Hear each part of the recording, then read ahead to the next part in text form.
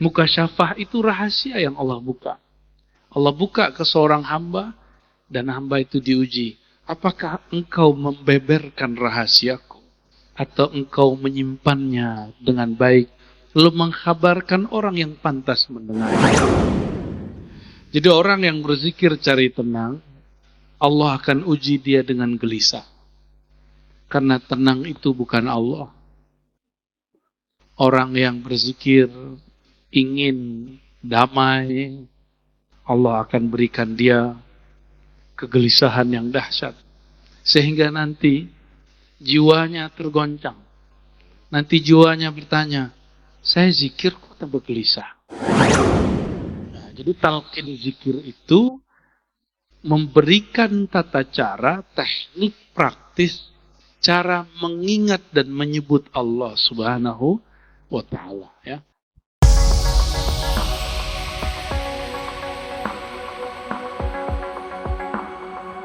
Dibaca oleh Dawamul Zikri hikmah yang ke-20.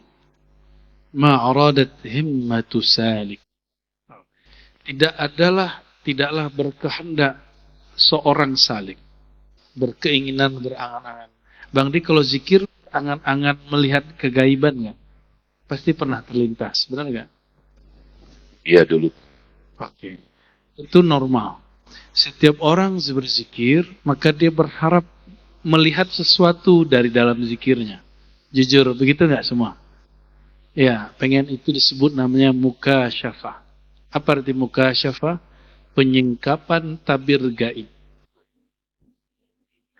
Kalau gaib itu disingkap, maka dia tidak gaib lagi, dia menjadi zahir. Maksudnya gimana? Nabi Muhammad SAW ketika disingkap tabir gaib, maka beliau melihatnya. Gaib bahasa Arab sudah jadi bahasa Indonesia. Gaib, sesuatu yang tidak tampak oleh kasat mata, tidak terdengar oleh telinga. Nabi SAW, beliau takbir, Allahu Akbar. Di saat itu diperjalankan melihat surga, lihat neraka. Maka disebut beliau mengakses atau disingkap tabir gaib. Karena surga itu gaib. Ma la aynun ra'at wa la udhunun sami'at wa la khatara bi balil bashar. Tidak pernah dipandang oleh mata, tidak pernah terdengar oleh telinga, tidak pernah terbayangkan oleh pikiran. Namun Allah singkapkan kepada beliau. Penyingkapan itu bahasa Arabnya muka syafah, bukan muka lu. Muka syafah dari kata kasyafa yukashifu muka syafatan.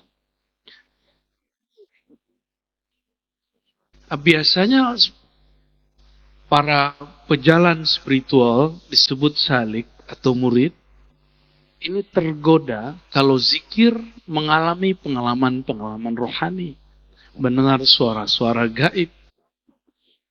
Di saat disingkapkan hal itu, yang dia lihat, misalnya dia ketemu rohaniah ini, ketemu sosok ini, terdengar kalam ini, kalam itu, maka sir kolbunya akan berkalam. Alladzi tatlub amamak. Kamu jangan berhenti di sini. Jangan asik dengan yang kamu lihat. Jangan asik dengan yang kamu dengar. Kenapa? Tujuanmu masih jauh di depan. Apa tujuan kita berzikir? Ilahi anta maksudi wa ridhaka matlubi. Hanya ingin mencapai kesadaran bertuhan dan ingin mendapatkan keridhaan Allah Subhanahu wa ta'ala. Enggak lebih dari itu. Jadi kalau ada zikir-zikir untuk naik pangkat, zikir untuk buka tabir gaib, zikir mengaktifkan Nur Muhammad, saya enggak percaya. Ya, itu bertentangan semuanya dengan nur yang ada dalam diri. Enggak ada istilah zikir pengaktifan Nur Muhammad SAW.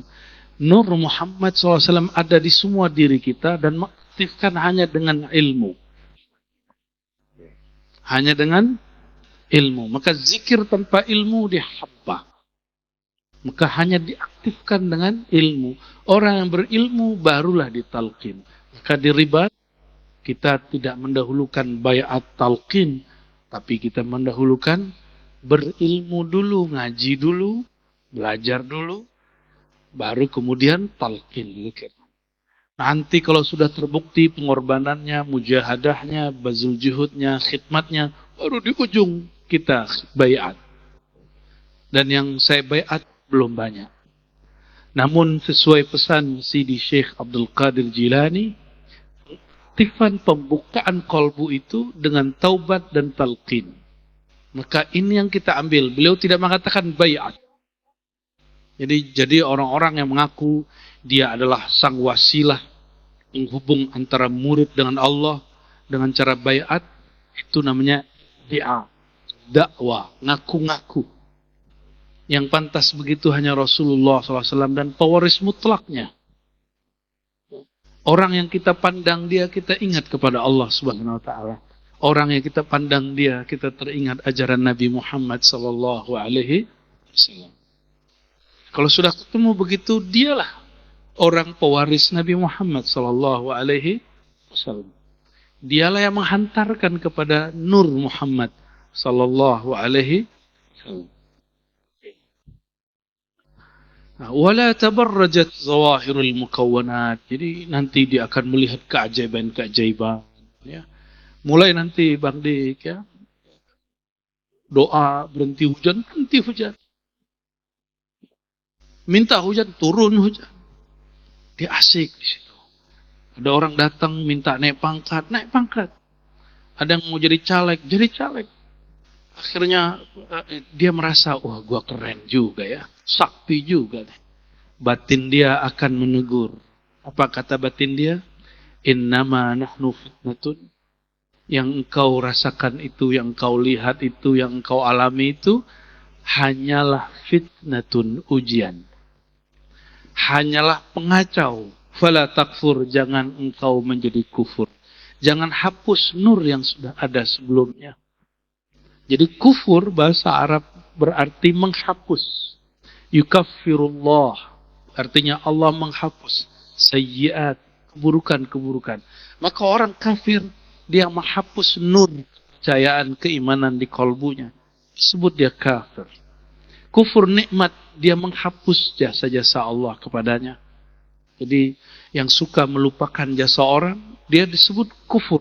Kufur nikmat. Ya. Na'udzubillah min dzalik. Kita zikir mau cari tenang. Betul ya? Benar. Zikir mau cari tenang? Iya. Benar. Iya Bang Dik. Iya, saya masih di situ banyak. Oh, iya. Biar hati saya selamat. Atau Allah jatuh cinta. Tidak apa yang salah. Yakin. Iya. Jadi orang yang berzikir cari tenang, Allah akan uji dia dengan gelisah. Karena tenang itu bukan Allah. Orang yang berzikir ingin damai, Allah akan berikan dia kegelisahan yang dahsyat. Sehingga nanti jiwanya tergoncang. Nanti jiwanya bertanya, saya zikir kok bergelisah. Maka ada 1-2 orang yang dia badannya memang sudah sakit-sakitan, lalu belajar kepada kami zikir, itu sudah berapa tahun yang lalu sakitnya tambah banyak. Apa kata dia? Zikir ente enak, tapi kok penyakit aneh tambah banyak. Ya, saya katakan, kalau kamu meyakini zikirku yang membuat badan sakit, saya cabut talqin zikir detik ini juga. Ternyata masih sakit. Berarti sakitnya bukan dari zikir. Ternyata dia punya masa lalu yang gelap. Ya, mirip-mirip Bang Dik inilah. 11-12. Akhirnya dia pun sadar. Dan kembali mengamalkan zikir. Alhamdulillah. Itu biasa was-was syaitan. Was-was syaitan. Nanti hati-hati teman-teman. Antum ikut satu majelis, ikut satu zikir, Lalu rezekinya mulai seret, mulai kurang. Mulai proyek-proyeknya berkurang, mulai kesempatannya mengumpulkan rezeki berkurang. Lalu setan memberi was-was, tuh kan, kamu kalau ikut ngaji, pasti Allah uji kamu dengan kemiskinan. Hati-hati. Ya, hati-hati. Inilah dimaksud oleh beliau tentang gangguan orang saat menuju Allah Subhanahu wa ta'ala. Oleh karenanya Maulana Al-Imam Bahauddin Shah Naqsyaband yang kita sebut pendiri Tariqat Naqsyabandiyah berpesan, mulailah sulukmu dengan meluruskan tujuanmu hanya mencari ridha Allah. Ridha Allah itu apapun yang Allah mau kita terima. Allah kasih tenang kita terima. Allah tidak kasih tenang kita terima. Karena perintah berzikir bukan mencari ketenangan. Namun faidah berzikir tenang. Faidah puasa sehat. Tapi tujuan puasa apa? Menjadi hamba yang bertakwa. Maka hari ini jangan dibalik. Tujuan puasa bukan sehat. Tujuan puasa takwa. Maka kalau orang sehat dengan berpuasa, dia dapat faidah. Tujuan zikir menghambakan diri kepada Allah. Kalau dalam zikir dapat kesaktian, rezekinya lancar, badannya sehat, atau dapat ketenangan, itu bonus dari Allah Subhanahu wa ta'ala. Seandainya bonus ini tidak diberi, zikir itu sudah cukup. Kenapa? Fadhkuruni azkurkum. Sebutlah aku. Sebelum engkau menyebutku, aku sudah menyebut namamu. Ana ma'ahu idza dzakarani. Hadis Imam Bukhari, hadis qudsi, hadis sahih. Allah berfirman, aku bersamanya jika dia menyebut mengingatku. Nah, jadi talqin zikir itu memberikan tata cara, teknik praktis, cara mengingat dan menyebut Allah Subhanahu wa ta'ala, ya. Jadi teman-teman yang belum talqin segera cari mursyid untuk talqin. Tidak mesti diribat. Diribat agak sedikit berproses. Kita tidak ngobrol talqin. Bang Dik ini setahun, 2 tahun baru saya talqin. Tapi sekali ditalqin dia ngorok. Bang Do melihat dia ngorok, tapi dia ngerasa dia berzikir. Maka saya katakan, Bang Dik, selamat, engkau merasakan walaupun hanya atau berapa detik atau berapa menit dari yang pernah Nabi rasakan. Mataku tertidur, kalbuku tidak tertidur. Nabi SAW pernah mengatakan itu. Itu salah satu nur Nabi Muhammad SAW yang masih hidup di dalam diri orang-orang yang mengikuti sunnah Nabi Muhammad SAW. Ya, semoga nurnya masih ada dan selalu diamalkan setiap malam. Ya, baik. Lanjut hikmah ke-21. Ya. Potong berapa persen? Bu ya, ya intinya kan jadi agama itu tidak menjadi kita. Nah, ketika ada seseorang seperti Buya, seorang tiba-tiba diberikan muka syafah, tapi kamera on. Artinya gitu. Anda telah menjadi direktur, saya melihat ke depan. Tapi ada kamera, gimana? Karena dia bilang, dia akan, karena dia calon imam. Perlu dijelasin. Masalahnya boleh nggak kita diberikan syafah. Ini menjadi konten. Sekarang lagi heboh. Nah, Bu ya. Gimana? Apakah itu mukasyafah jadi konten? Ya urusan dia. Mukasyafah itu mirip dengan ijtihad, tapi ijtihad rohani. Ijtihad itu misalnya ada satu persoalan, lalu saya carikan dalil untuk mengetahui hukumnya atau cara penyelesaian masalahnya, disebut ijtihad. Di dalam rohani ada namanya mujahadah. Seorang pesuluk dia bermujahadah, maka Allah berikan mukasyafah. Dia buka. Apabila dia buka, bolehkah dijadikan konten? Itu urusan dia. Jika dia ingin menjadi orang yang amanah memegang rahasia Allah, maka jangan bagi. Karena saya seorang hamba tidak pernah mau membagi rahasia kepada orang yang ember. Tahu ember? Yang suka menceritakan rahasia. Mukasyafah itu rahasia yang Allah buka. Allah buka ke seorang hamba dan hamba itu diuji. Apakah engkau membeberkan rahasiaku? Atau engkau menyimpannya dengan baik? Lalu mengkhabarkan orang yang pantas mendengarnya. Jadi itu urusan dia. Secara hukum fikih itu lain, ya. Tergantung kontennya isinya apa. Jika isinya berseberangan dengan hukum syariat, itu baru haram. Tapi jika tidak, hanya pengalaman rohani, itu urusan dia. Namun saya pastikan orang itu setelah itu tidak akan diberikan rahasia-rahasia yang asli. Dia hanya diberikan bumbu-bumbu tapi yang dibesar-besarkan. Bahkan bisa jadi bukan lagi mukasyafah ilahiyah, bukan lagi dari Allah, tapi dari hawa nafsunya sendiri. Nauzubillah min dzalik. Jadi dia ngarang. Dan itu banyak. Ya, banyak sekali orang yang mengarang. Ini yang disebut halu. Jadi nggak usah sok-sok mengajarkan orang-orang tarekat tentang halu. Orang tarekat paling mengerti mana halu, mana mukasyafah, mana itu musyahadah. Basic ngaji tasawuf di situ. Hari ini ada orang yang anti tarekat, ngaku asu aja, lalu sok-sok memberantas halu. Ternyata dia sendiri yang halu. Ya, nauzubillah min dzalik. Tahu halu? Halusinasi. Ya, buat istilah lagi, lucu-lucu lah mereka itu ya. Ternyata buat konten juga. Jadi pemberantas mukasyafah buat konten juga.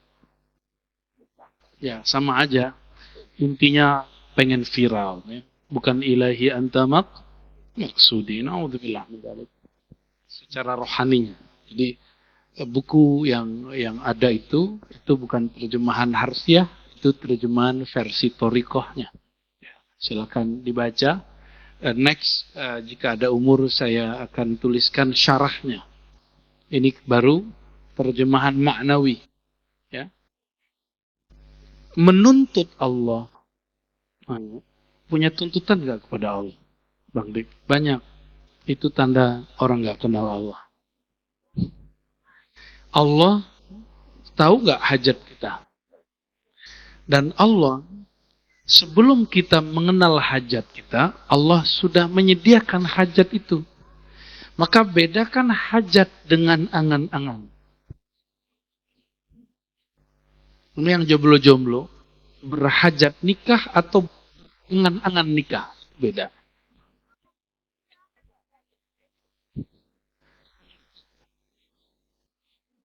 Ada orang bekerja, dia ingin kaya. Dia hajat kaya atau dia berangan-angan kaya, itu lain. Saya perlu motor, saya perlu mobil, dengan saya angan-angan ingin punya motor dan mobil, itu beda. Yang menyiksa itu angan-angan. Saya perlu ngajar melalui online, dengan saya ingin viral, itu beda. Karena sahabat kita, saudara-saudara kita, tidak mungkin semua hadir malam ini, maka sudah menjadi keniscayaan, keharusan, kewajiban kita membuka kajian online. Bukan kita ingin terkenal melalui kajian online. Bang Dik ini sudah pernah terkenal, puncak terkenalnya, maka dia nggak perlu. Dia sudah beres dengan masalah popularitas, insya Allah nih Bang Dik ya. Nggak tahu kalau di samping aneh ini masih jomblo saja. Itu beda. Itu dua hal yang beda. Maka Ustadz, Kiai yang ingin viral melalui sosial media, dengan angan-angannya, dia tersiksa kalau ada Ustadz baru muncul terkenal.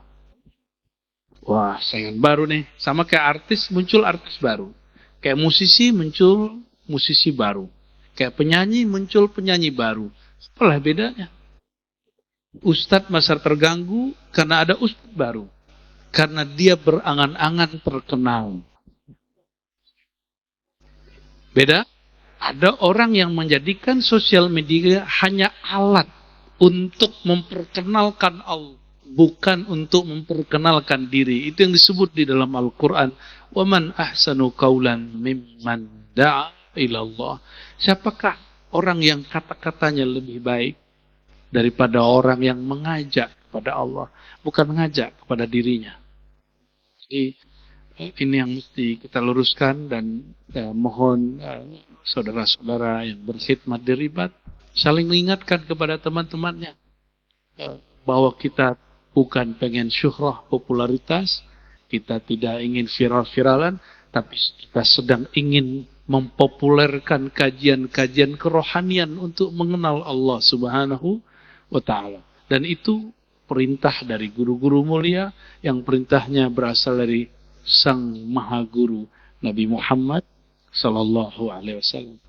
Apa ayatnya di Quran? Fa'lam annahu la ilaha illallah. Maka ketahuilah. Kalau ketahui berarti ilmuilah. Carilah ilmu mengenai bahwasannya la ilaha illallah. Tiada yang berhak disembah kecuali Allah. Ya. Mesti dicari ilmu itu. Oke. Nah, talabuka minhu, engkau menuntut Allah. Tuntutanmu kepada Allah, tanda engkau menuduhnya tidak menjamin hidupmu. Masih punya tuntutan kepada Allah? Masih banyak? Malam ini harus berubah loh ya. Jangan banyak tuntutan. Bahkan jangan, kalau perlu tidak ada tuntutan kepada Allah. Karena orang yang menuntut kepada Allah berarti dia sedang mendemo Allah dan dia berprasangka buruk kepada Allah. Orang yang berprasangka buruk itu dia sedang melakukan salah satu dosa batin, yaitu su'uzzan billah, berburuk sangka kepada Allah. Itu rukun imannya dapat rusak. Rukun iman pertamanya rusak. Na'udzubillah min, batal tidak, rusak dia. Kalau rusak, kita punya kendaraan, tidak dapat jalan. Iman itu energi yang ada di dalam kendaraan rohani. Jika ini rusak, bagaimana rohaninya mau jalan? Maka banyak rohani orang stagnan, stuck, tidak bergerak sama sekali. Talabuka lahu ghaibatun minka anhu. Apa terjemahannya di situ? Desakanmu mendesak Allah supaya mengijabah segera. Ya Allah, tolong segera gitu ya. Itu tanda kita gaib, tidak hadir hati kepada Allah. Allah itu mengijabah, menjawab setiap doa, namun jawaban itu baru direalisasikan tergantung ilmunya, bukan ilmu kita. Sesuai kebaikan menurutnya, bukan kebaikan menurut kita. Sesuai kemauannya, bukan kemauan kita. Maka kalau saya doa, ya Allah berhentikan hujan, itu bukan karena keinginan saya hujannya berhenti, tapi karena Allah berkenan. Jadi kalau ada orang belagu mengatakan, saya doa, tunjuk langit berhenti, hebat bener ente. Ya. Yang boleh begitu hanya Rasulullah SAW atau orang yang fana fi Rasulullah SAW. Rasulullah mengatakan, ya ayat Tuhan Syams, matahari, tahan sebentar. Sayyidina Ali sedang sholat. Boleh.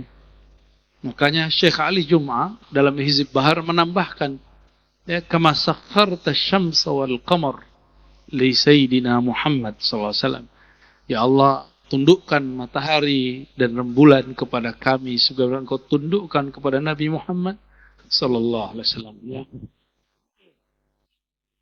Sudah mendesak Allah, kecewa.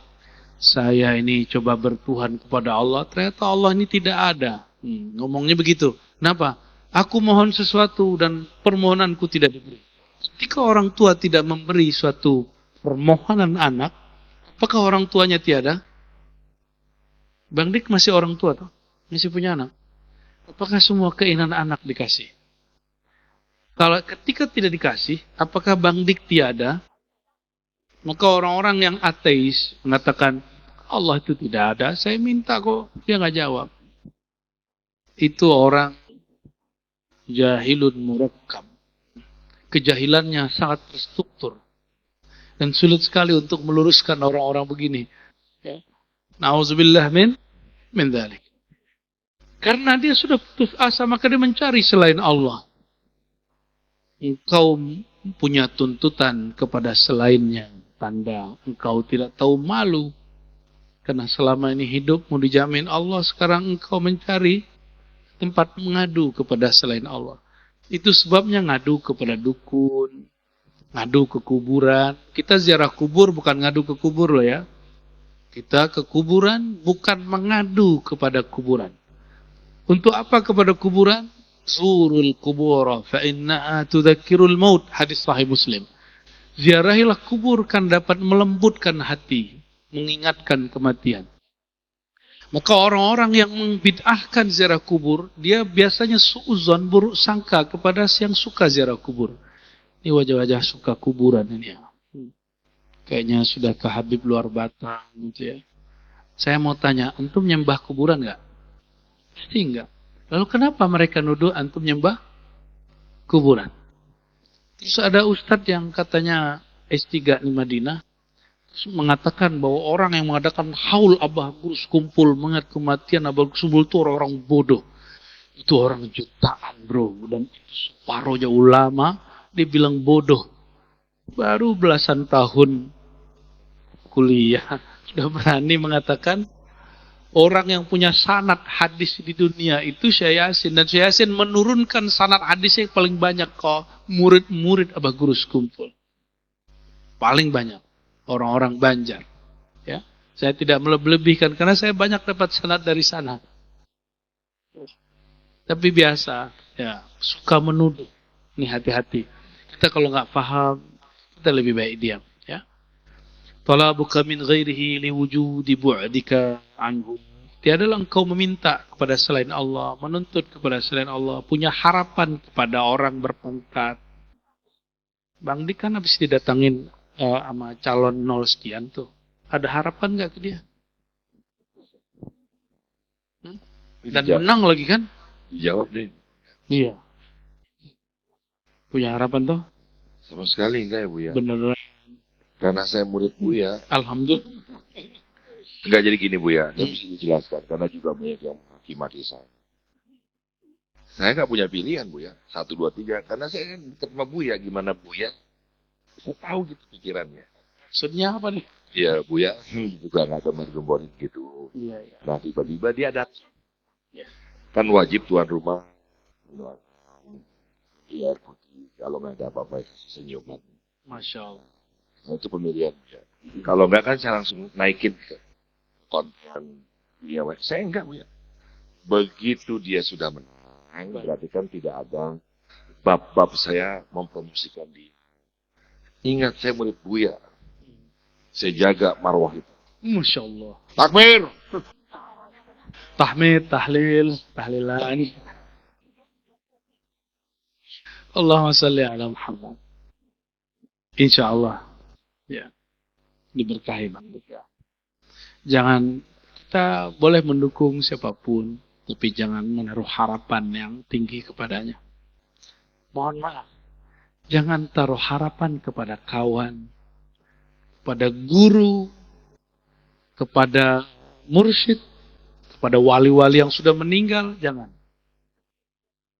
Harapan kita hanya agar Allah meridhoi kita, nggak lebih. Harapan kita hanya agar Allah ridho. Allah kalau sudah ridho, jika kita tersalah, keliru, Allah akan maafkan. Tapi kalau Allah tidak ridho, ibadah 70.000 tahun tidak diterima. Kok bisa? Karena dia ibadah bukan mencari ridho Allah, tapi mencari ridhonya sendiri.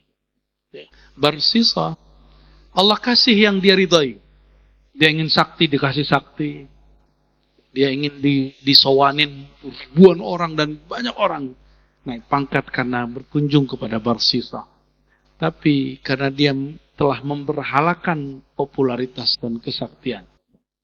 Populer sebagai orang zuhud, populer sebagai wali Allah. Maka dia malu ketika punya maksiat. Datanglah iblis waktu tangannya dibelenggu. Apa kata iblis? Barsisa, engkau besok akan dieksekusi. Di hadapan banyak orang. Malunya bukan main. Lah rasa malu dalam hati dia. Maka si iblis tahu kelemahan Barsisa. Dia berharap kepada orang yang dapat membebaskan dia malam itu. Apa kata si iblis yang menyamar jadi seorang syekh? Barsisa, maukah engkau berjanji? Aku bebaskan engkau malam ini, tapi engkau janji satu hal. Siap. Belum selesai iblis itu bicara, dia mengatakan, siap. Sujud padaku. Maka dilepaskan. Ketika dia berlepaskan, baru saja sujud, malaikat maut datang dan dia mati. Mati kafir musyrik. Seorang yang dikenal wali, sakti, itu kalau antum kan masih duduk di tanah ya, di atas tikar ya, sama kursi. Itu Barsisa kalau ada orang datang nggak muat, dia tiup naik ke atas. Naik. Dulu belum ada bangunan berlantai 3, berlantai 7. Dan itu naik ke atas. Ya. Maka istiqomah itu bukan dari keramat. Istiqomah itu adalah dari kesungguhan orang menjadi hamba Allah Subhanahu wa Ta'ala. Oke, lanjut. Hikmah 22. Tanya dulu. Tanya dulu ya. Ma'rifat tertinggi itu adalah ilmu yang paling dasar. Dia tinggi, tapi sebenarnya dia di dasar. Apa itu? Rukun Islam pertama, syahadatain. 2, syahadat. Maka apabila mengalami hal yang seperti itu, baca syahadat. Ini tips, kalau zikir ngalamin aneh-aneh, baca apa? Syahadat ya. Jika itu syaitan, langsung dia pergi. Jika itu dirinya, hawa nafsunya, langsung itu batal. Jika itu angan-angannya, langsung angan-angannya tunduk. Disyahadatkan. Apa makna syahadat? Aku bersaksi. Itu terjemahan. Aku bersaksi tiada Tuhan selain Allah. Itu terjemahan batik. Syahadat itu aku bersaksi diriku lebur berasal daripada ciptaan Allah. Dari nur Allah. Nur Nabi Muhammad sallallahu alaihi wasallam. Leburkan diri, kembalikan diri kita kepada asal. Jadi kalau tiada Tuhan selain Allah, emban. Ya. Betul, itu terjemahan yang benar secara bahasa. Ya. Ku leburkan diriku, aku kembalikan diriku kepada asal diriku. Tiadalah tulang, tiadalah tanah, tiadalah daging, tiadalah rambut. Kecuali dari nur Allah, nur Nabi Muhammad SAW. Kita leburkan diri kita. Itu syahadat.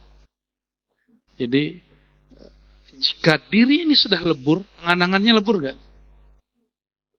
Jika diri ini sudah lebur, muka syafahnya lebur gak? Lebur semua. Jika diri ini lebur, maka halunya pun ikut lebur. Tapi karena kita belum meleburkan diri ini di dalam nurnya Allah, sedangkan Nabi Muhammad SAW selalu berdoa, Allah maj'alni nura, ya Allah jadikan aku nur. Kalau terjemahan bebasnya, ya Allah leburkan aku dalam nur Engkau.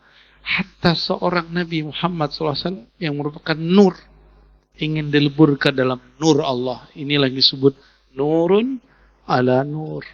Nur yang lebur dalam nur.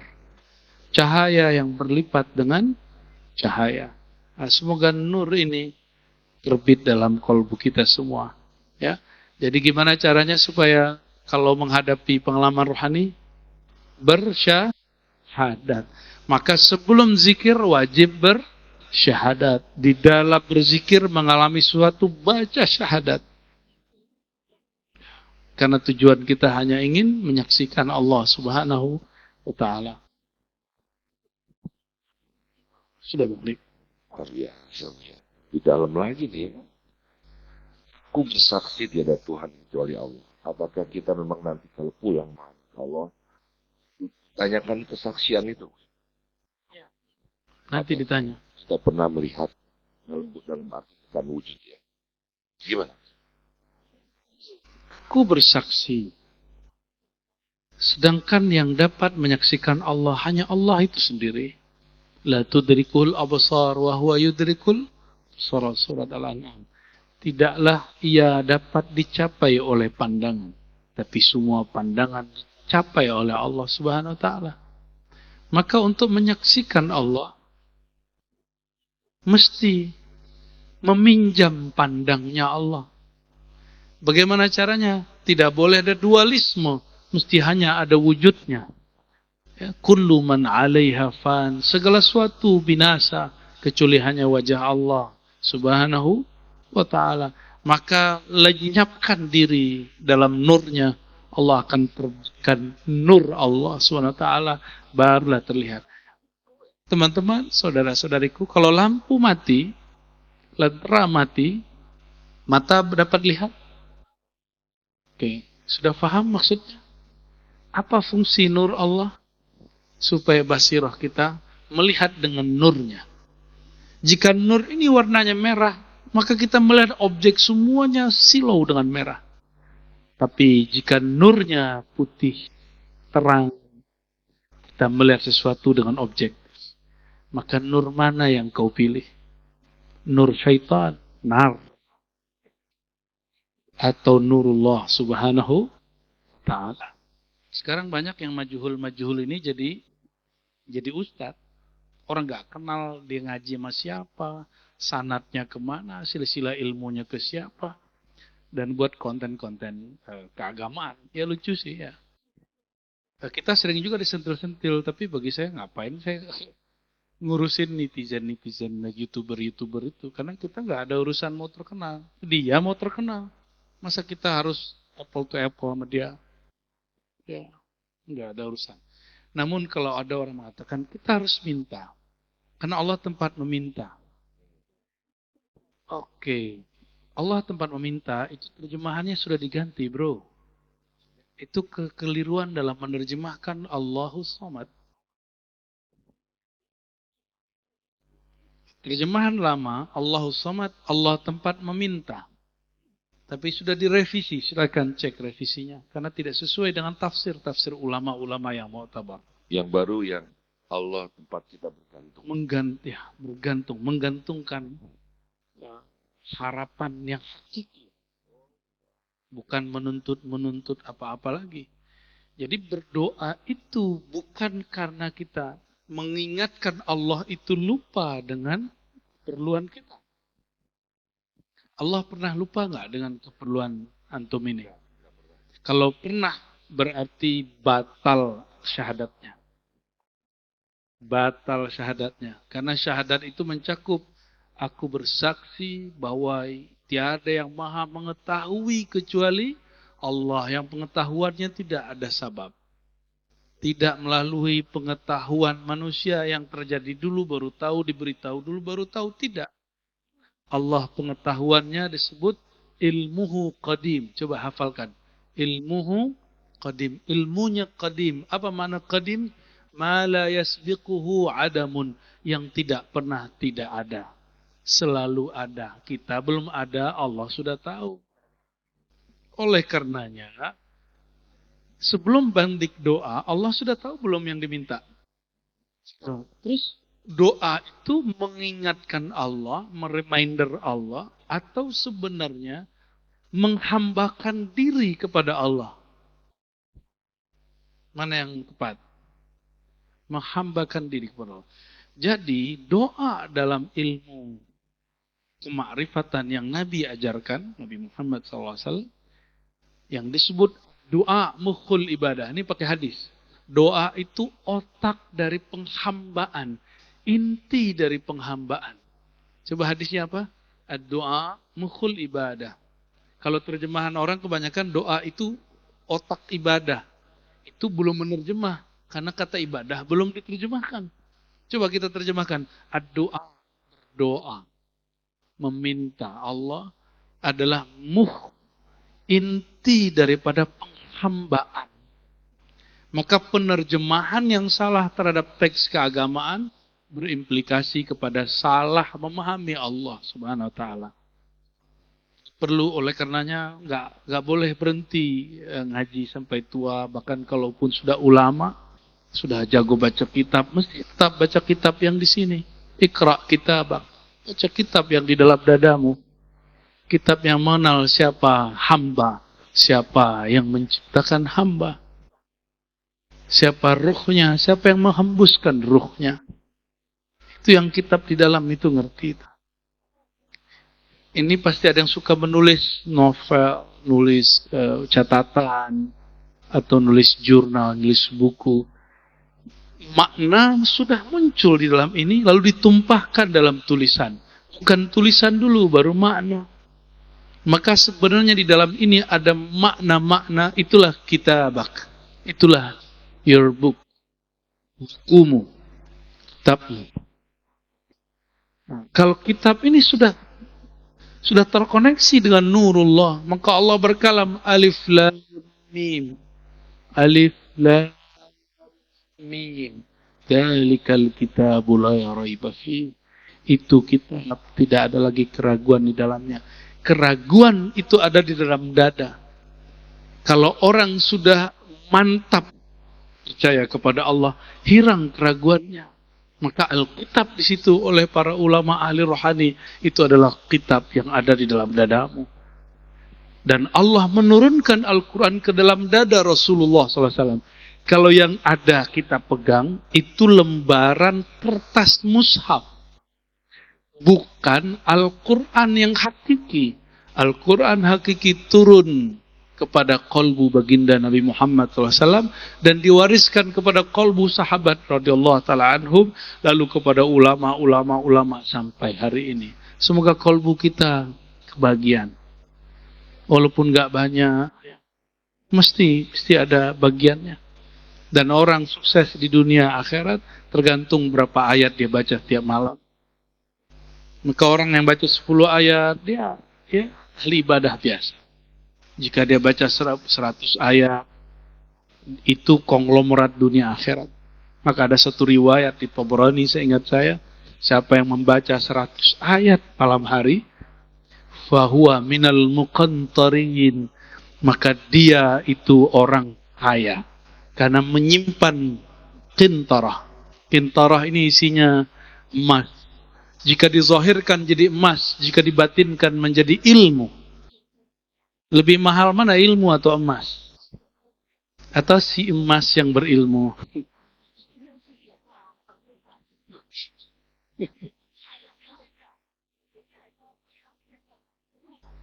Oke. Naik kelas lagi kita.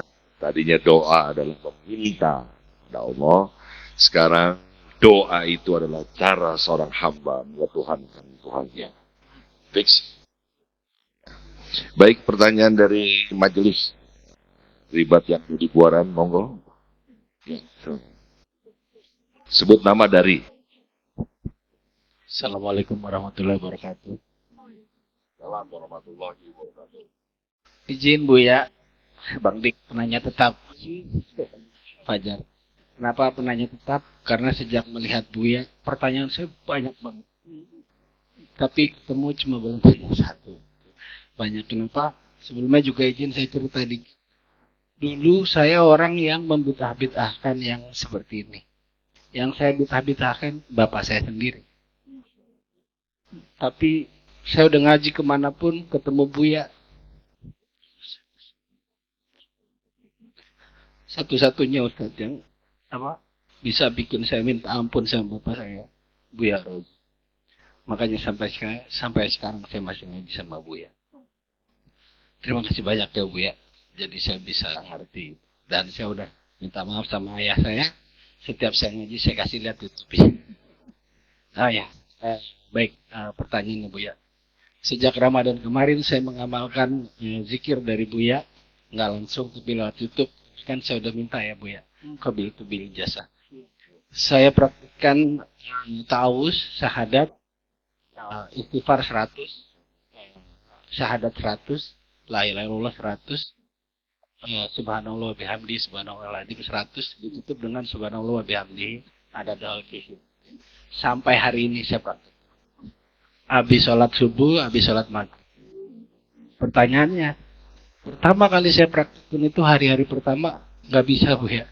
Baru setengah saya tidur. Itu hampir 7 hari pertama.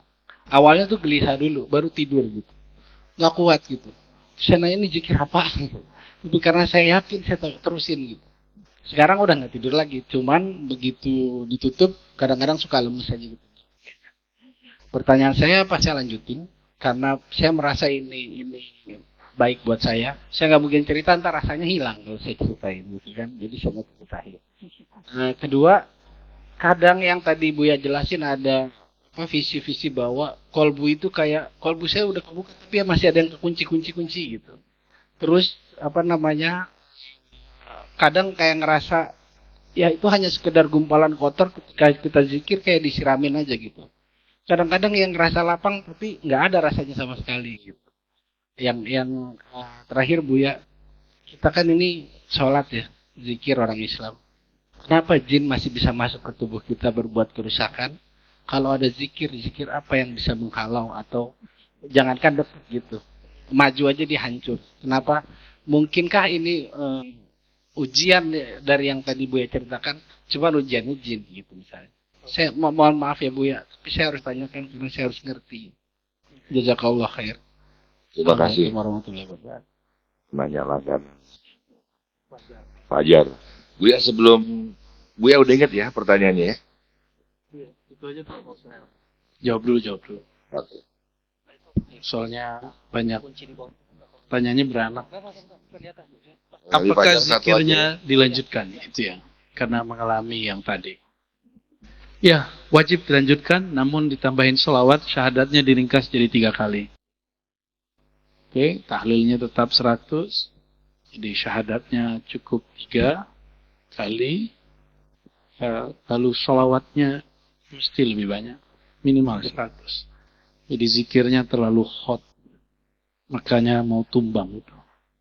Kalau orang kebakar isim zat nama Allah, mesti diobati dengan sang kekasih Nabi Muhammad sallallahu alaihi wasallam, langsung itu adem insyaallah. Ya. Yang kedua, kenapa kita zikir kok jin masih? Jin itu, syaitan itu difitrahkan mengalir di seluruh pembuluh darah. Inna syaitan yajri majrad dam, hadis Sahih Bukhari. Syaitan mengalir di semua pembuluh darah. Maka orang untuk kesetanan nggak perlu kesurupan. Kesurupan itu gampang. Yang paling sulit ngurusnya adalah orang kesetanan. Karena setan itu suka memberi was-was. Dan dia jika sudah menulis di sosial medianya atau berkalam di channelnya atau berceramah, berkata-kata ke komunitasnya, itu kata-katanya membuat orang was-was dan terprovokasi. Orang-orang itu syaitan bertubuh manusia. Itu lebih rumit, itu nggak bisa diruqyah.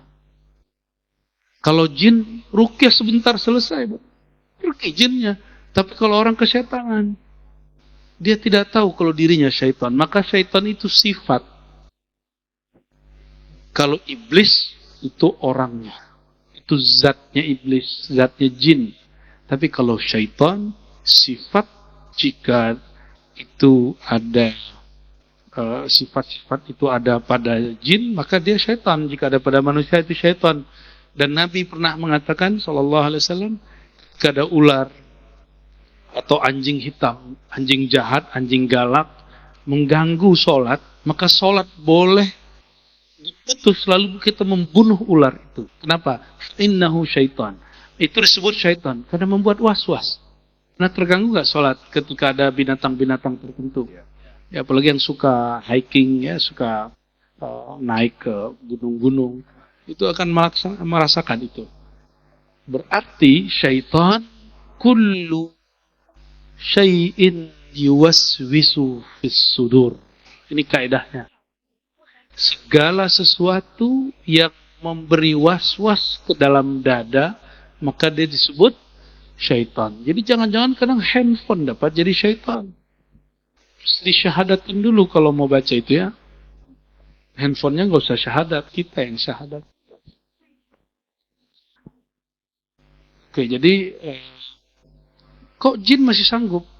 Kalau betul zikirnya sudah bertakhta di dalam kolbu, mustahil jin dapat masuk. Saya jaminannya. Kecuali antum zikirnya baru menyebut, belum mengingat. Baru burung beo. Assalamualaikum, Assalamualaikum. La ilaha illallah, la ilaha illallah. Allah, Allah. Di YouTube itu ada zikir Allah Allah 3 jam non-stop. Ya, kah dia mendapatkan nur?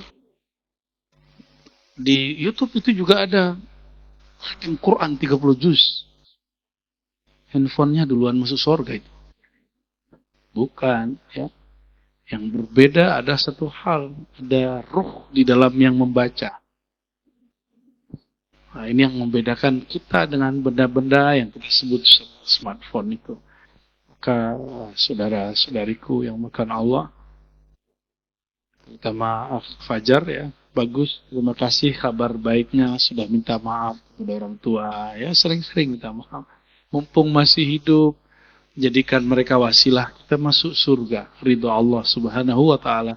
Maka jika mau cari tahu Allah ridha, lihat orang tua sudah ridho dengan kita atau belum. Dan orang tua ada dua, ada orang tua rohani, ada orang tua jasmani. Orang tua jasmani, orang tua biologis. Orang tua biologis rata-rata hanya mendoakan kemaslahatan dunia. Tapi orang tua rohani mendoakan anak rohaninya selamat dunia akhirat. Kira-kira lebih kuat mana orang tua itu? Ya, maka kita kalau bertemu orang tua rohani, kita kasih tempat dia yang tinggi. Kita muliakan dia. Meskipun secara fisik mungkin umur dia masih lebih kecil dari kita. Tapi batin dia lebih tua daripada kita. Jangan malu kalau ketemu orang begitu. Mampu menahan ego, memukul ego, kita sudah menang melawan diri. Ya, barangkali itu ya. Baik, Fajar. Buya kan tadi pertama Buya itu dipuji ya. Awalnya Fajar ya. Katanya, seorang kekasih Allah itu kalau dipuji dadanya sesak. Saya mau tanya Buya. Emang situ kekasih Allah. Buya, orang ngomongin Buya. Kok bisa? Tadi yang ngomong Buya. Buya kan tadi dipuji. Nyesek gak gitu? Kata seseorang. Seseorang itu siapa? Wali nggak dia? Dia ulama. Ya. Ulamanya wali nggak? Ulama masuk. Pokoknya gini Buya. Kalau dia kekasih Allah, dadanya sesak. Kalau sedang itu dia baru ulama awam, ulama zahir. Ulama zahir, zahid, kata Ibn Athaillah. Saya menggunakan manhaj Ibn Athaillah. Karena tarikot kita salah satunya tarikot Ibn Athaillah, yaitu Syadzili. Apa kata Ibn Athaillah Sekandari? Jika engkau dipuji, maka lihatlah bahwa yang terpuji itu adalah zat yang melekatkan nur keindahannya pada dirimu. Tidak perlu dada sesak, biasa aja. Nah, pertanyaannya Buya, belum selesai. Apa yang harus kita lakukan? Oke, jadi tidak ada indikator wali Allah kalau dipuji, kasih Allah kalau dipuji dadanya sesak. Ya. Tapi orang-orang yang sampai di martabat zuhud, dia takut dipuji, dia takut caci, dua-duanya. Makanya mohon maaf, orang yang berjuang dengan kami, berkhidmat dalam jalan ini, kalau baru martabat zuhud, gugur di tengah jalan. Karena dia rubah jika dipuji, dia goyang ketika dicaci. Di tag dikit, dikata-katain dikit, baper, pikiran semasuk sholat. Ya, dikomentarin dikit di kolom YouTube, langsung kemudian kepikiran 2 hari 3 malam. Ya. Nggak begitu. Ya. Kalau kita memang hamba Allah, Jika hamba dikata-katai pantas, jika dipuji cukup katakan yang kau puji itu sebenarnya Allah, karena Allah membaguskan penglihatan tentangku di hadapanmu, karena Allah menutup aibku di hadapanmu, maka yang terpuji dia, bukan aku. Jadi nggak perlu sesat. Ibnu Athaillah sering mengatakan orang yang takut memegang dunia, takut dengan pujian, karena dia zahid. Tapi kalau arif, ahli ma'rifat tidak. Ahli ma'rifat ruhnya stabil.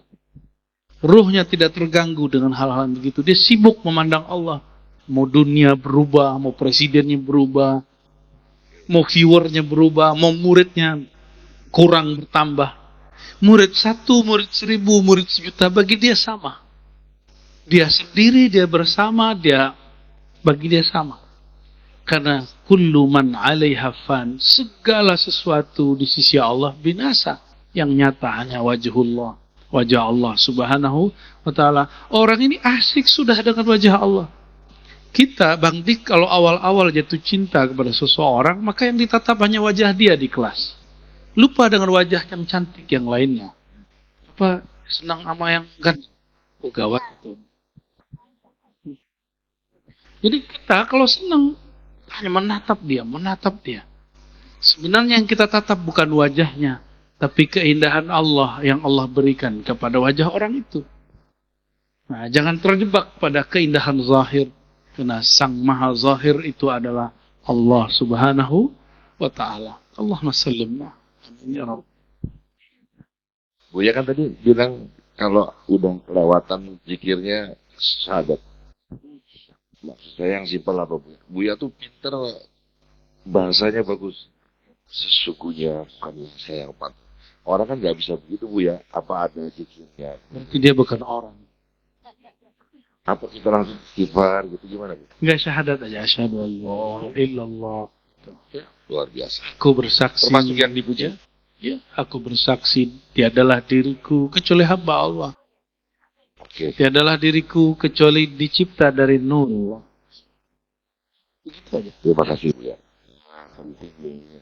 Pemirsa, libat bagi saya apalagi. Saya suka di atas panggung, banyak pujian. Jadi saya sekarang udah tidak perlu sesak. Nanti disuruh nyanyi, nggak bisa nyanyi. Terima kasih, Bu ya. Kita buka lembaran lagi dari yang berikutnya. Ada pertanyaan dari perempuan?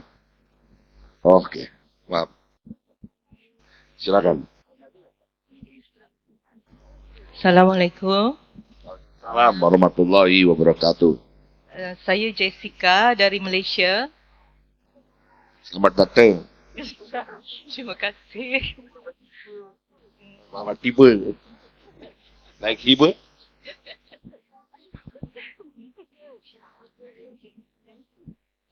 Okey, Abu ya. Saya ada soalan yang berkaitan dengan Berdiri.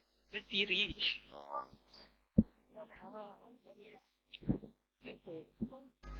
Ini benar dari Malaysia. Ya, benar. Kapan tiba? Sudah seminggu. Seminggu. Ya. Kapan pulang? Muslim. Oh, Senin. Baik. Salam buat Ibu Nupin, kata Bu ya.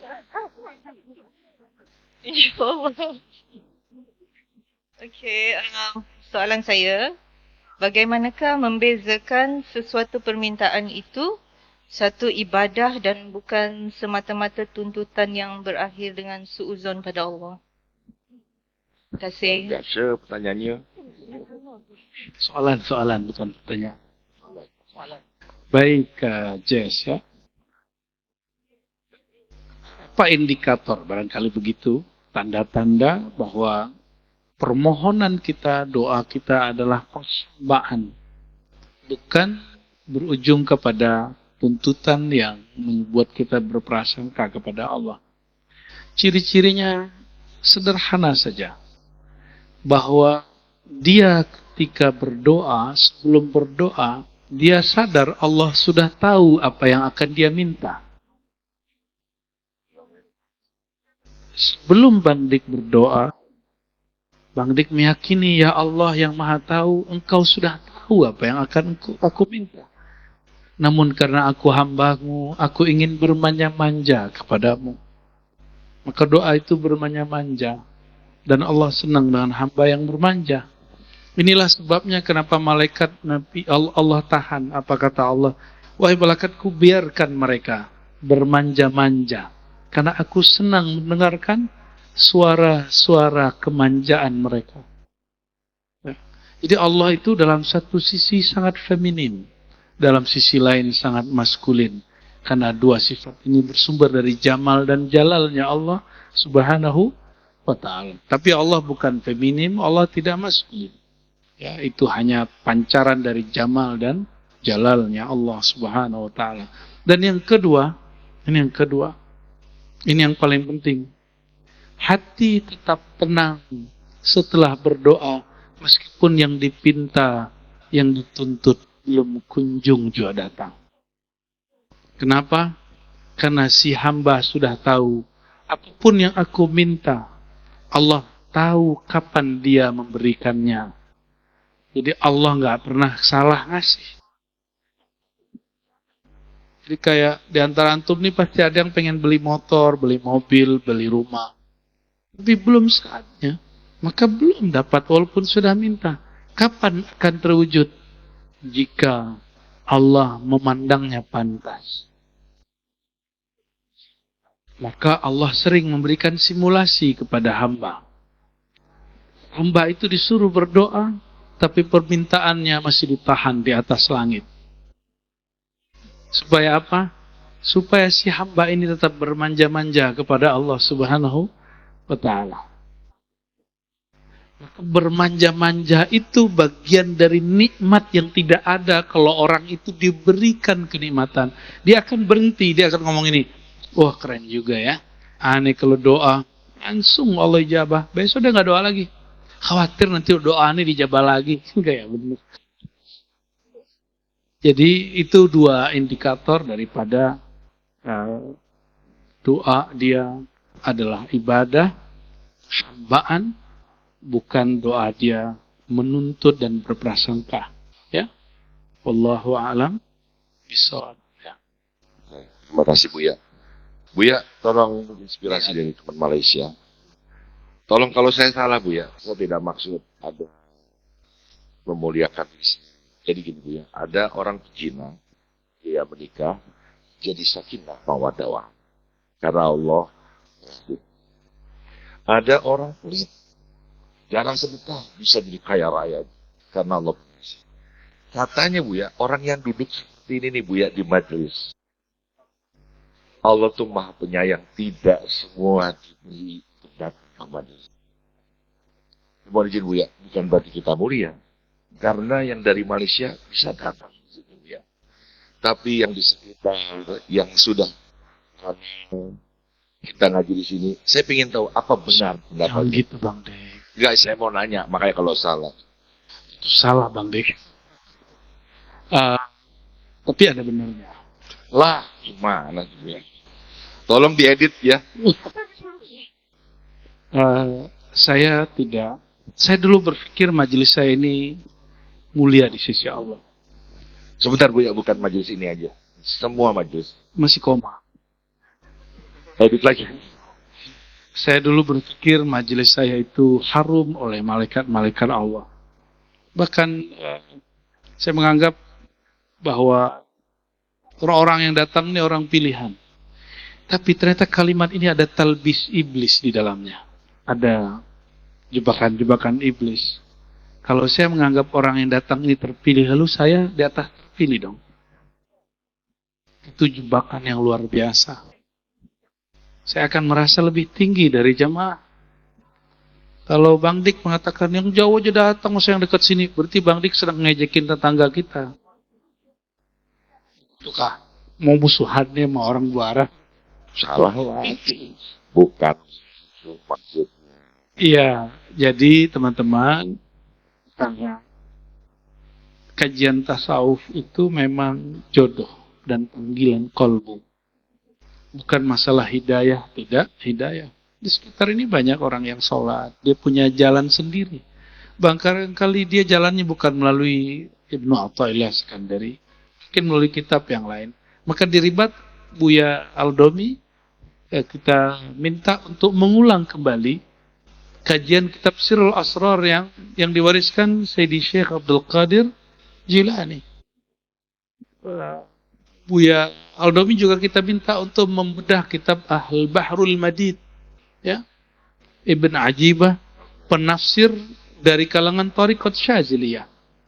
Buya Asfi kita minta membedah kitab-kitab Imam Sya'rani yang juga berthariqah banyak. Kenapa? Karena kita ingin menjadikan Ribat itu lab ilmu pengetahuan daripada thariqah. Kita tidak fanatis kepada satu thariqah, tapi kita tetap berthariqah. Ya. Jadi bukan untuk meluruskan Bang Dik, tapi untuk meluruskan diri saya, Bang Dik. Jadi orang-orang yang hadir ini hanya panggilan, bukan berarti yang tidak hadir tidak terpanggil. Beda selera aja. Beda apa? Beda selera. Jadi ada yang dia ngenaknya dengan hikam, ada yang ngenaknya dengan kajian-kajian membid'ahkan orang. Ya. Betul gak? Dia kalau ngaji nggak ada kata bid'ah, itu dia nggak mau datang. Berarti panggilan dia kata itu. Ada yang tadi dengan begitu dia semangat. Itu masalah selera aja, dan kita tidak mengatakan yang majelis ini dapat dia yang sono tidak. Itu urusan dia. Ya, siapa tahu jalan-jalan yang tadi ini menu kolbu, menu yang kira-kira siapa tahu dapat menuntun kepada Allah SWT. Ya, siapa tahu ini mantan-mantan yang suka beda-bedain orang. Ya, Mas Fajar inilah. Ya, wajahnya kan wajah bid'ah. Nggak pernah ada di zaman Rasulullah SAW. Nggak lucu, Bang Dek. Nah, beres bab itu ya. Emang Buya ini walaupun masih muda, jauh dari saya, kedewasaannya luar biasa. Saya tuh kalau mempertanyakan ini Buya, karena saya mendapat satu fadilah, lalu saya tanyakan. Baik, berikutnya kita akan buka halaman berikutnya lagi. Silakan satu lagi. Al-Hikmatu Tsaniyatu wal 'Ishrun, hikmah yang ke-22. Ma min nafasin tubdihi illa walahu qadarun fika yumdihi. Tiadalah nafas yang engkau hembuskan itu melainkan berlaku di dalamnya suatu takdir. Oke. Ini akidah Ahlus Sunnah. Buat takdir itu detik, bahkan jika satu bisa dibagi, itu berlaku di sana hukum takdir. Apa mana takdir? Apa mana takdir? Qaddara yuqaddiru takdiran. Allah dengan kudratnya menguasai sesuatu, menguasai hambanya. Maka penguasaan Allah terhadap satu hamba, muncullah hukum-hukum dan kehendak-kehendak. Hukum dan kehendak Allah itu yang disebut takdir. Bukan seperti yang dikatakan si mu'allaf itu, yang jadi ustadz itu, bahwa kalau kita sudah tidak sanggup baru takdir. Enak bener ente ngomong. Ya, itu syahadat lagi deh itu, karena rukun Islam, rukun iman yang keenam gak sah. Karena dia mengatakan kalau kita sudah tidak sanggup berikhtiar baru takdir. Ya salam. Ini akibat tidak nyantri. Nggak ngambil dari orang bersanad. Cuma tren-trenan jadi dai. Ya. Mohon maaf, ini perlu, saya jarang agak tegas dalam bab kerohanian. Tapi bab iman, bab akidah, kita mesti ada ketegasan. Karena orang-orang diam. Orang takut dicaci. Karena orang ini viral. Ya. Kita nggak boleh sebut nama dia, tapi tahu aja lah nanti. Al-isnad minad din, bersanad bagian dari agama. Karena dia tidak mengambil sanad iman dari ahli iman, maka dia mengatakan bahwa rukun keenam itu nggak begitu cara memahaminya. Bang Dik, kalau sudah tidak sanggup baru serahkan kepada takdir. Bukan begitu. Itu pemahaman saya waktu SD. Ketika saya talaqi akidah Ahlus Sunnah kepada masyayikh, ternyata nggak begitu. Inilah kalimat. Tiadalah nafas yang engkau hembuskan, keluarkan, kecuali detik per detik satu hembusan berlaku kehendak hukum Allah Subhanahu Ta'ala bernama takdir. Kalau Allah berkehendak, maka semua kehendaknya baik. Yang buruk itu persepsi hamba. Yang buruk itu persepsi hamba. Mungkinkah Allah menghendaki sesuatu yang buruk? Tidak. Buruk itu persepsi hamba. Maka Allah menciptakan dua persepsi pada diri hamba, baik dan buruk. Tinggal dia memilih. Sedangkan Allah selalu baik. Kalau Allah menciptakan dan baik dan buruk, lemah dan kuat. Ya, ini tolong hati-hati hari ini. Ya, ambil agama dari orang yang bersanad, ya, bersilsilah, berisnad kepada Rasulullah Sallallahu Alaihi Wasallam. Ya. Jangan cuma dari potongan-potongan YouTube. Ya. Itu. Kalau dulu orang ambil dari Google, jadi kalau debat sama kita, link Google-nya dikasih semua. Itu masih ingat 10 tahun lalu. Pas musim YouTube rame, orang sekarang kalau debat kasih link YouTube. Ngeri juga itu ya. Nah, maka teman-teman, apa kata Al-Imam Natta'illah? Karena di setiap hembusanmu ada kehendak dan hukum Allah Subhanahu wa Ta'ala, maka ridailah satu hembusan nafasmu. Berbaik sangkalah kepada Allah. Ada sebuah hadis yang sering saya baca dahulu kala, ya sudah banyak lama sekali.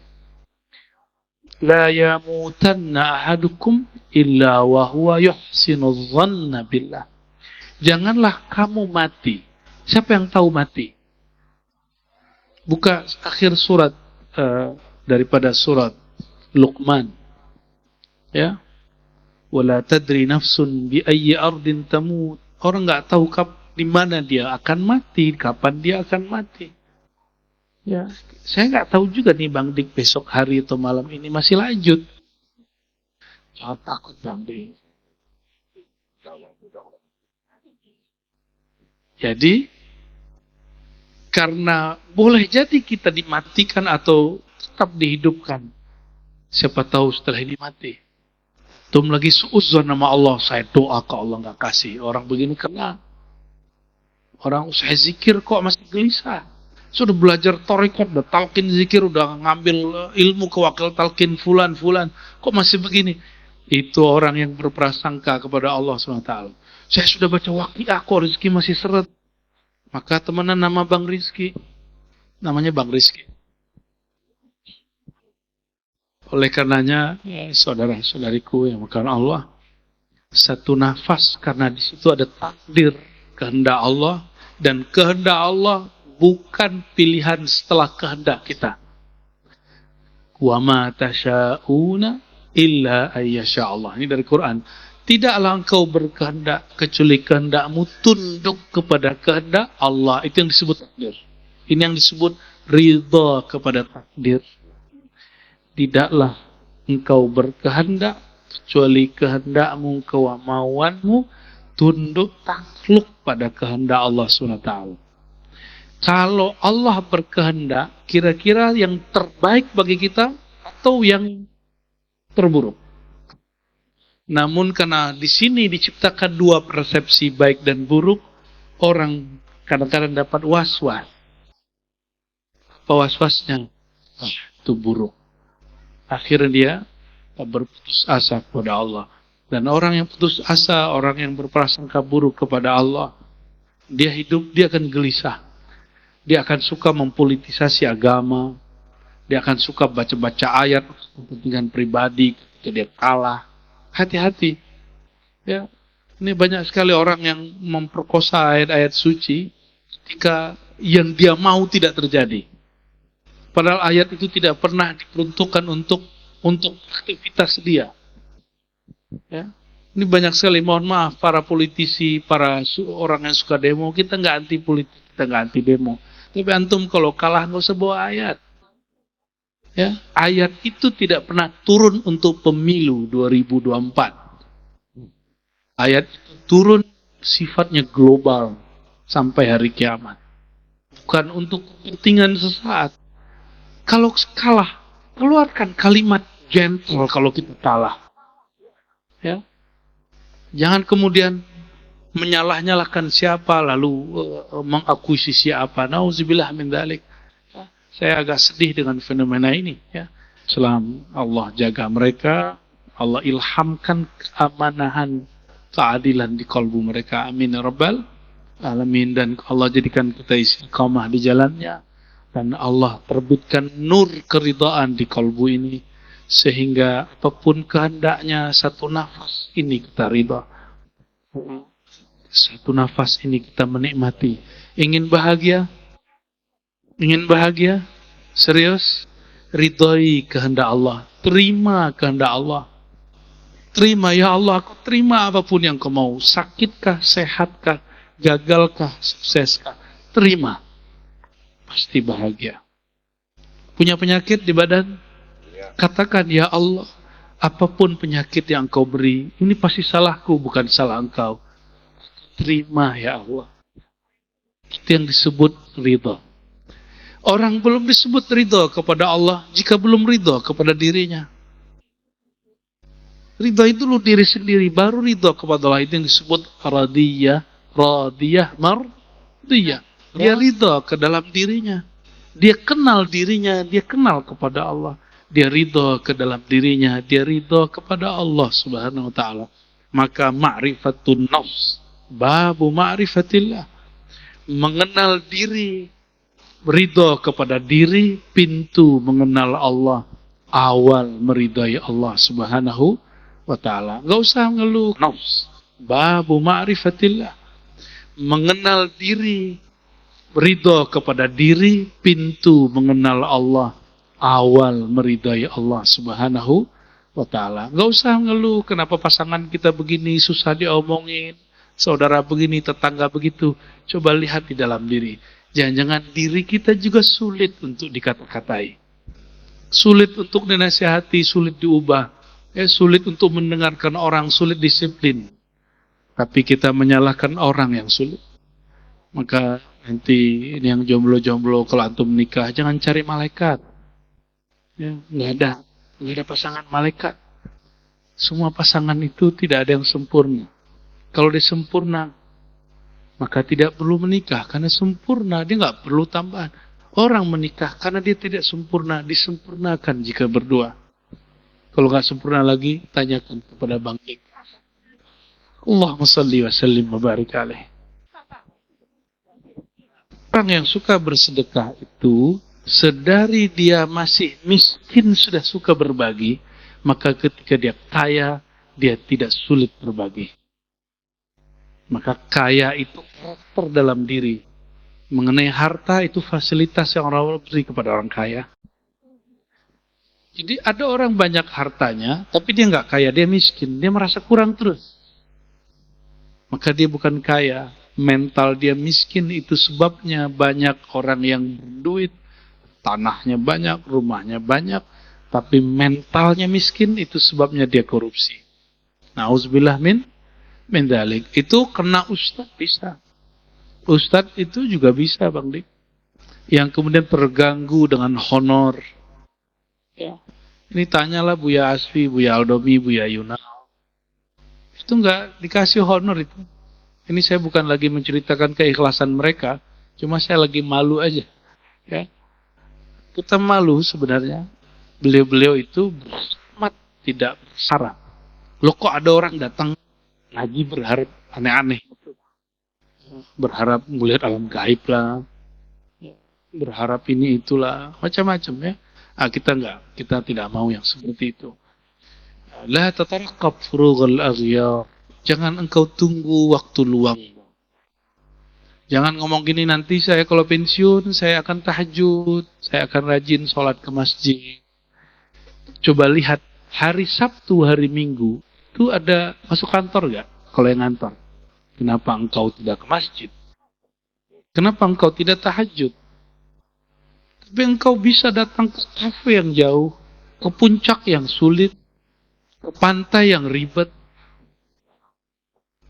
Itu hanya alasan dari emang hatinya belum mau menghambakan diri kepada Allah SWT. Orang cerita pantai apa kalau di Banten itu? Pantai Anyer bagus, datang sono. Giliran azan nggak mau datang, nggak mau bikin jamaah. Allah turun setiap sepertiga malam terakhir dan Allah memanggil min da'in. Ada yang berdoa? Ada nggak yang bangun? Hal min mustaghfirin, adakah yang minta ampun? Aku ampuni. Ada nggak yang minta ampun jam 2:30 sampai jam 5? Ada. Paling 1-2 orang ya. Allah, Bang Dik, kalau punya orang penting datang, tadi disuguhin, ya disambut nggak? Supaya apa? Supaya dia tidak tersinggung. Dan betapa berapa kali Allah tersinggung dengan kita. Allah turun dengan makna yang hanya Dia yang tahu. Lalu menyapa kita, tapi kita tinggal tidur. Oleh karenanya, karena kita ini semuanya lemah dalam bab tahajud, sebelum tahajud witir 1 rakaat, 3 rakaat. Mau? Itu torikot diribat. Apapun yang diamalkan, mau Naqsyabandi, mau Syazili, mau Qadiri, mau Samani, itu wajib berwitir. Tapi ini bukan wajib syar'i. Ini wajib tariqati. Wajib secara manhaj. Nah, jadi kalau ada ini murid ribat, saudara kita di ribat, belum witir, dia belum menjadi ikhwan ribat. Belum jadi akhwat ribat. Ya, mohon maaf ya. Wajar kalau kemudian belum bisa khidmat dengan tepat. Kenapa? Allah pun dia cuekin. Apalagi gurunya. Apalagi sahabatnya. Apalagi saudaranya. Allah pun dia biarkan tidur. Dia tidur, Allah manggil-manggil. Ya, kayak ente penting benar ya. Kayak Allah yang antri mendatangi rumah kita. Padahal Allah tidak pernah perlu membutuhkan kita. Itu yang perlu Allah Subhanahu wa Ta'ala. Di malam ini witir? Minimal witir lah. Masa witir aja enggak? Mau dicintai Allah? Innallaha witrun yuhibbul witra. Allah witr. Ganjil. Suka esa. Suka bilangan yang esa dan ganjil. Maka ganjil di kita, walaupun boleh secara fikih 3 rakaat langsung, tapi dalam manhaj yang kita anut 2 plus 1, karena Allah suka bilangan 1, bilangan ganjil. Yang ganjilnya ganjil 1, bukan 3, bukan 7.